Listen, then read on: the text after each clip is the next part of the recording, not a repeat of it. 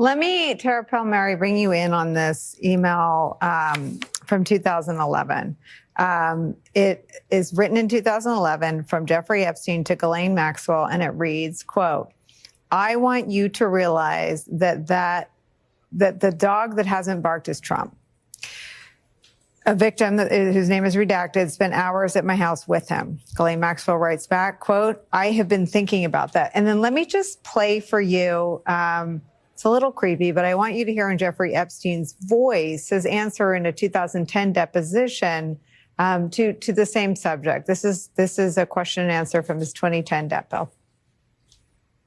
Have you ever socialized with Donald Trump in the presence of females under the age of 18? Though I'd like to answer that question, at least today, I'm going to have to assert my 5th, 6th, and 14th Amendment rights, sir.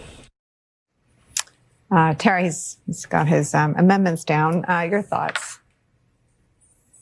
Yeah, I mean, it would be hard to believe that, at least answering that question, that President Trump was not around underage girls around Jeffrey Epstein. I mean, having known Virginia Roberts, she told me that Donald Trump, she met, Donald Trump through Jeffrey Epstein, that she thought that he was a nice guy, but that she had met him through Jeffrey Epstein. I know from Brad Edwards, who I believe is the lawyer asking that question in that deposition, that he interviewed Donald Trump, and Trump said that he went to Epstein's house and there were girls there. I don't think anyone can doubt or deny that Donald Trump was not fully aware of what Jeffrey Epstein was doing and what his MO was. And I think these emails just tie him closer and closer and make it the deniability even more difficult for him in this time when he's clearly sweating. This is a really difficult time for him. He's obviously panicked. He's pressuring two members, Lauren Boebert and Nancy Mace. We don't know what they're going to do. Nancy Mace tweeted something out cryptically about, of course, the files were going to be released. I don't know what the Democrats are talking about. She also wants to run for governor in South Carolina and needs the endorsement of Trump to win the primary, or at least that's what one would think in terms of his golden endorsement. But they're breaking ranks. I mean, I spoke last night before these emails even were released to a House Republican source, and they said, yeah, they're breaking ranks already. They know this discharge petition will likely go through, and they will have to vote yay. They can't vote nay on this. It's just too hard of a vote to take, even to protect Donald Trump.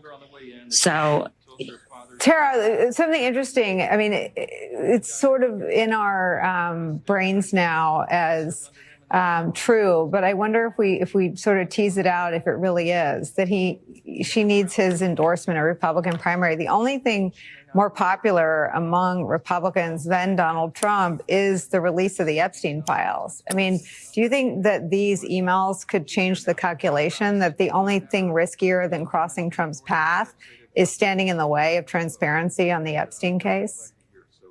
I think it's been one of the most politically challenging things for President Trump to handle. There has not been a story that has stuck to him like the Epstein story that I've seen in covering him. And I covered him in his first term. Even January 6th, people seem to move on from that. This is something that is just too difficult for him to shake. And because of the way they're handling it, because of the fact that it's a drip, drip, drip, and it's coming through whistleblowers, it's coming through subpoenas from the estate, it's coming through leaks of his emails, it's going to keep coming. Like, there's more and more and more. You cannot be friends with a person for a full decade and not expect the ties to be exposed.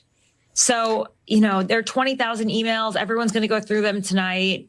But there's more and there's more and there's more. And so I just think the way they're managing it is a complete disaster. Anyone in crisis management would say that. Tara, have you heard from any of the survivors today in response to just the clear implication from Michael Wolff to Jeffrey Epstein in 2016 that, quote, if Trump says he hasn't been on the plane or to the House, that gives you a valuable PR and political currency, clearly trying to leverage any lies that they think Trump might tell? I think it was really, really shocking for the survivors. I received some text messages from them and spoke to one of them today. This is a smoking gun to them. They don't see what more you would need. The UK ambassador to the US had to resign for much less. And yet there really has been no accountability. It just feels like to them that what more do they have to say? How much more do they have to, scream out into the void, it feels like, for a lot of them, to get some justice. But yeah, I mean, this morning they felt that it was a huge moment and that it might actually lead to some justice or accountability, but we'll see what happens today. And if that discharge petition passes, we'll know soon enough, right?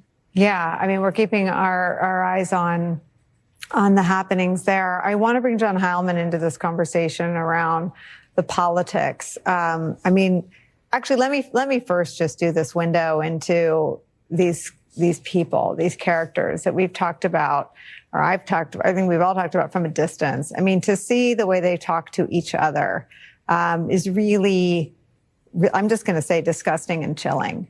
One of them is a convicted child sexual predator and trafficker who raped girls as young as 14 and is accused of doing a lot more things to women that young.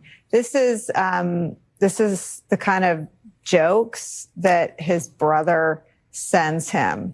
Mark Epstein sent Jeffrey Epstein a meme that shows Donald Trump's face on it with the words, "Would you trust this man with your daughter?"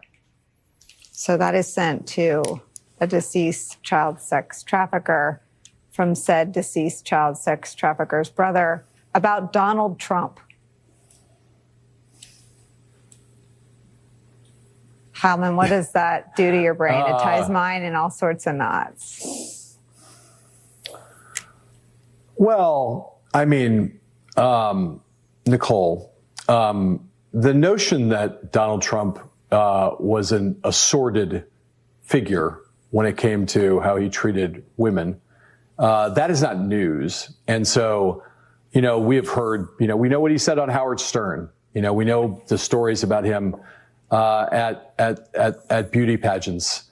We know him talking about at one point about if he were not her father, about wanting to date his daughter. I mean, on the edges of Donald Trump's personal life, there has been a lot of seediness.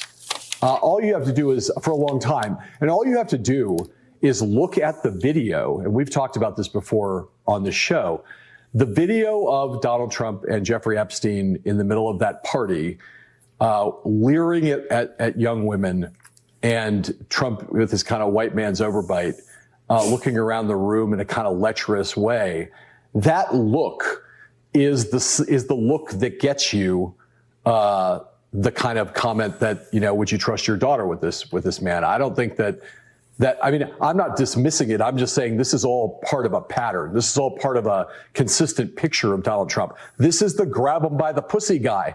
Yeah, I mean, that is the guy we're dealing with here. And so I think the things, the kinds of the language, the vernacular, the casualness, everything in these emails, if you look at all of them, that I've had a chance, that not just the three main ones that were the first ones we talked about earlier today, but the ones that you've seen with him with a variety of different people, they all have this kind of quality to them, which is they send me, they don't so much seize up my brain as they send me racing off to take kind of like a Karen Silkwood shower.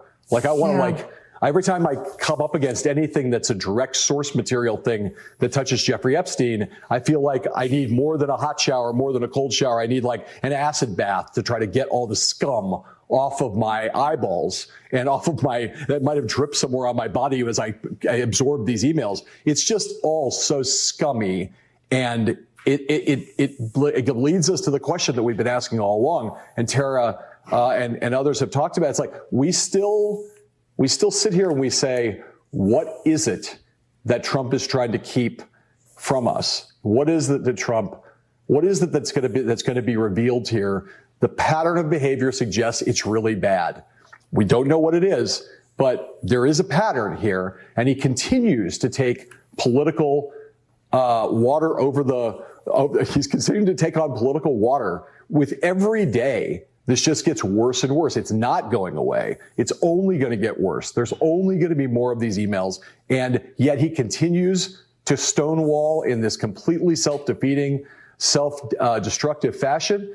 The more he does it, the more it makes you think, and the more of the kind of flavor and texture of these communications that we get, the more it makes you think it gives you a sort of intuitive sense that yes, whatever the political damage is that will be inflicted on him from the full release of these files is really bad. And that's been kind of clear from his behavior for months, but it just continues to get more and more, not directly and not dispositively, but by implication, it just continues to get worse and uglier by the day. It's just stunning to see how they talk amongst themselves. I think that is more than any single word or single email, the casualness of how they talk about what a liability Epstein is and how they're going to handle it, like it's just a PR or a blackmail opportunity, is just really craven. Tara Palmeri, you know how much we appreciate you, but especially on these days, thank you for making time for us. Lisa and John, stick around. Ahead for us, new reporting. That was another episode of the Tara Palmeri Show. I want to thank you all for tuning in. You can support my show by going to tarapalmeri.com and signing up for my newsletter, The Red Letter. If you become a paid subscriber, you get all of my exclusive reporting first, and you can support my independent journalism. If you like this show, please rate it, subscribe, share it with all your friends. That's how you keep me in business. And of course, I want to hear from you. So leave comments. I do answer them. And please keep following me every single day. I want to thank my producer, Eric Abinate. I want to thank Abby Baker, who's handling my social media and my reporting, and Adam Stewart on the graphics. It has been a long day and it's not quite over yet, but today was a major breakthrough. So stay tuned in. There'll be more, I'm sure.